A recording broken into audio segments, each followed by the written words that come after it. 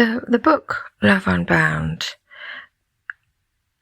is a book that recognizes the important relationship that people who have chronic illness or severe illness and suffering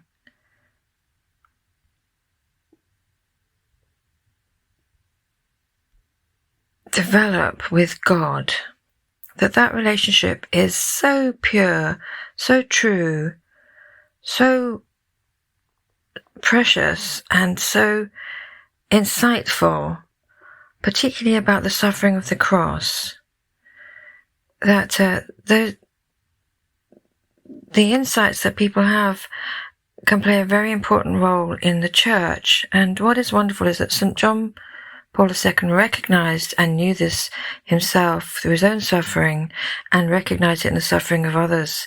And that is really very, very, very important when it comes to understanding the cross. And it helps us to grow in how to approach people who are ill.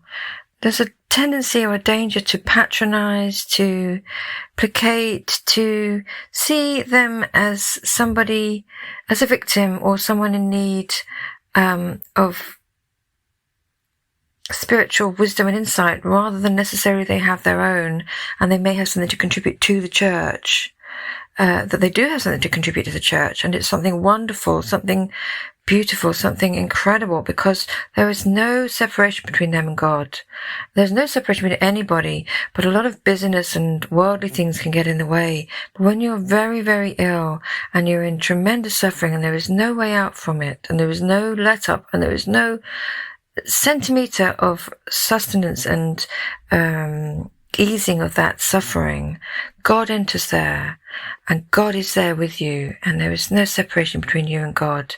And therefore that knowledge and that truth of God becomes absolute and certain and living and alive in you. And that aliveness is what will change the church, if only people will recognize it, accept it, embrace it, and see it for what it is. And this is what the book is about.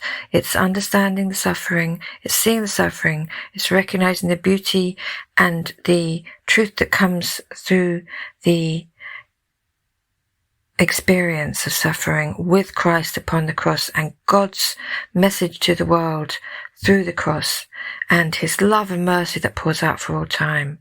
All these things are so essential when we approach being a Christian, being a disciple of Jesus Christ. This is how we come to know him in absolute fullness and truth and beauty. Amen.